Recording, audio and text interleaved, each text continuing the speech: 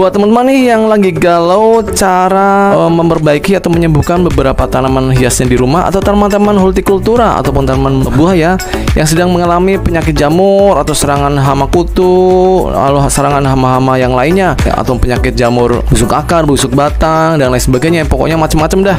Pokoknya itu membuat stres kita ya. Apalagi kalau tanamannya itu tanaman hias favorit kita yang sedang dilanda penyakit tersebut. Nah, untuk itu saya akan memberikan tips ya untuk video kali ini, yaitu peralatan perang yang apa sih yang wajib kita punya dalam merawat tanaman-tanaman kita di rumah guys. Syarat-syarat untuk pencampuran insektisida misalkan merek A dan merek B, jangan asal campur ya. Pertama yang kita wajib ketahui adalah kedua dari insektisida ini mempunyai bahan aktif yang berbeda. Misalkan Marsal ya, bahan aktifnya adalah karbosulfan. Nah, teman-teman bisa baca ya di bahan aktifnya. Kalau pengen tahu tentang suatu bahan aktif dari suatu insektisida, produk insektisida, kita bisa lihat di labelnya. Ini adalah karbosulfan 200 untuk bahan aktif Marsal. Lalu yang Curacron, nah bahan aktif Curacron adalah Profenofos ya. Di sini teman-teman bisa baca kalau pengen tahu. Nah, dari syarat pertama adalah beda bahan aktif. Jangan sama bahan aktifnya ya. Nanti kalau dicampur dia akan menjadi resisten atau kebal untuk kutunya. Jadi kutunya itu akan semakin kuat karena hanya mencampur dari bahan aktif yang sama. Kalau bisa dua bahan aktif ini digilir. Jadi seminggu ini pakai ini, seminggu kedua pakai ini, dan ketiga pakai ini, keempat pakai ini, seterusnya.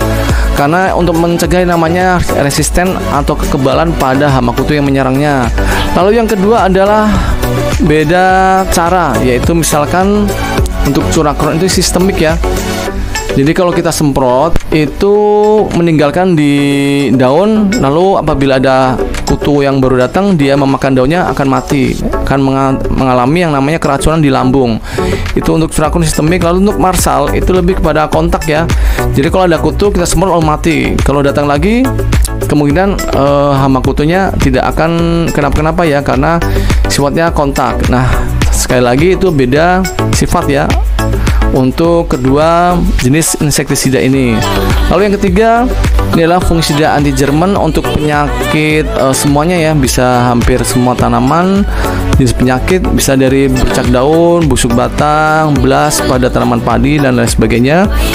Ini sistemik. Lalu yang kedua adalah antrakol ya.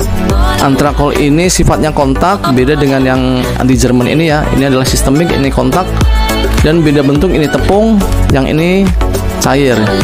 Bahan aktif tentunya beda ya, bahan aktif antara kedua fungisida ini, dan itulah bisa dicampur.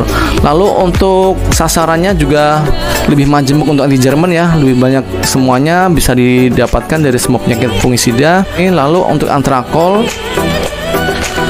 lebih ke sasaran pada penyakit pembusukan ya, busuk akar, busuk daun, busuk batang, busuk daun. Untuk antrakol ini oke banget untuk bercak daun, oke antrakol. Jadi sasarannya lebih beda. Lalu saya punya fungisida satu lagi. Nah, ini adalah Nimrod. Nimrod ini spesialis di sasaran yaitu embun tepung, yaitu teman-teman yang mempunyai alokasia, yang mempunyai bercak-bercak putih seperti dikasih tepung ya di bagian daunnya. Nah, ini bisa dipakai untuk fungisida Nimrod ini. Jadi sasarannya lebih spesialis ke jamur yang berbeda. Jadi itulah syarat untuk pencampuran dari insektisida dan fungisida kimia yang bisa kita lakukan. Semoga ini menjadi wawasan untuk teman-teman, menjadi ilmu buat teman-teman dalam perawatan tanaman di rumah agar semakin selalu sehat. Semoga bermanfaat untuk video kali ini. Jangan lupa like, share, komen, subscribe, dan loncengnya ya. Sampai ketemu di video berikutnya. Dadah.